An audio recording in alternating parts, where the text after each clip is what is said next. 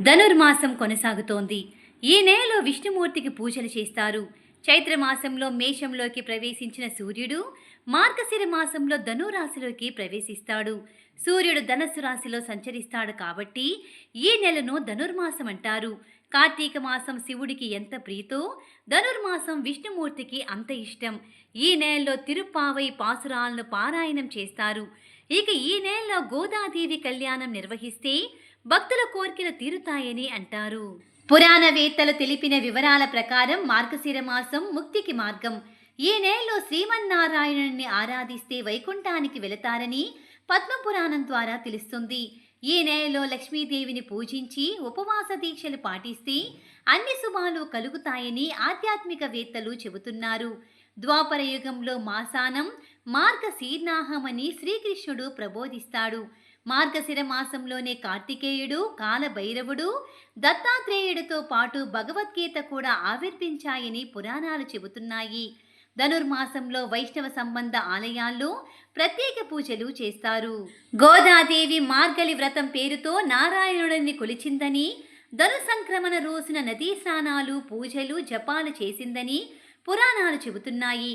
ఈ నెలలో వైష్ణవ సూర్యాలయాలను కూడా సందర్శించడం శుభప్రదమని పండితులు చెబుతున్నారు. ఈ నెలలో గోదాదేవి నారాయణుణ్ణి అర్చించడం వలనే సాక్షాత్తు శ్రీరంగ నాయకుడితో వివాహం జరిగిందని పద్మపురాణంలో ఉంది. ఈ నెలలో చిన్నపాటి క్రతువైన అమోఘమైన ఫలితాలను ప్రసాదిస్తుంది. ధనుర్మాసంలో మరో ముఖ్యమైనది తిరుప్పావై పాసురాలు పారాయణం. భూదేవి అవతారమూర్తైన ఆండాల్ రచించారు. తిరు అంటే మంగళగిరి, పావై అంటే మేలుకొలుపని అర్థం. ఈ నెలలో విష్ణుమూర్తిని మధుసూదనుడనే పేరుతో పూజించి మొదట 15 రోజులు చక్కెర పొంగలి లేదా పులగం స్వామికి నైవేద్యంగా సమర్పించాలి. తరువాత 15 రోజులు దద్దోజనం సమర్పించాలి. పెళ్ళీడు అమ్మాయిలు తమ ఇళ్ల ముందు ముగ్గులు, గొబ్బెళ్లతో పూజలు చేయడం వల్ల కోరిన వరుడు లభిస్తాడని పురాణాలు చెబుతున్నాయి. గోదాదేవి కూడా శ్రీరంగ నాయకుడిని భర్తగా పొందడానికి ఇలానే చేసిందని పండితులు చెబుతున్నారు. ధనుర్మాస వ్రతం గురించి మొదట బ్రహ్మదేవుడు నారద మహర్షికి వివరించినట్లు పురాణ కథనం ప్రకారం ధనుర్మాసంలో గోదాదేవి విష్ణుమూర్తికి పూజలు చేసేది. ప్రతిరోజు పద్యాలు, పాటలు పాడుతూ రోజుకొక కీర్తనతో స్వామివారిని అర్చించేది. గోదాదేవి విష్ణుచిత్తుడు అనే బ్రాహ్మణుని కుమార్తె. గోదాదేవి తోటలోని పూలను కోసి మాలకట్టి ముందుగా తాను మెడలో అలంకరించుకునేది. అద్దం ముందు చూసుకుని మురిసిపోయేది. ఆ తరువాత అదే మాలను తన తండ్రికిచ్చేది. విష్ణుచిత్తుడు ఆ మాలను గుళ్ళో శేషశయనుడు శ్రీరంగనాథ స్వామి వారికి సమర్పించగా అర్చకులు స్వామివారికి అలంకరించు సమయం ముందు ఆ మాలలో దాగి ఉన్న ఒక పొడవాటి వెంట్రుకను ఉన్నది గమనించారు. అది స్త్రీ వెంట్రుక అని గుర్తించిన అర్చకులు ఆ మాల తీసుకొచ్చిన మహాభక్తుడైన విష్ణుచిత్తుడును నానా దుర్భాషలాడారు.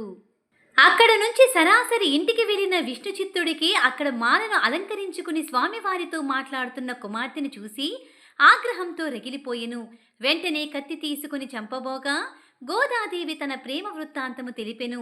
తన కూతురి మాటలు విశ్వసించక ఆమెను చంపబోగా స్వామి ప్రత్యక్షమై తనకు గోదాదేవి ధరించిన మాలలే ఇష్టమని అందరి సమక్షంలో శ్రీరంగనాథ స్వామి గోదాదేవిని వివాహమాడారు. ఇలా మానవ స్త్రీ సాక్షాత్తు దేవుణ్ణి తన భక్తి శ్రద్ధలతో మెప్పించి చివరకు వివాహం చేసుకుంది.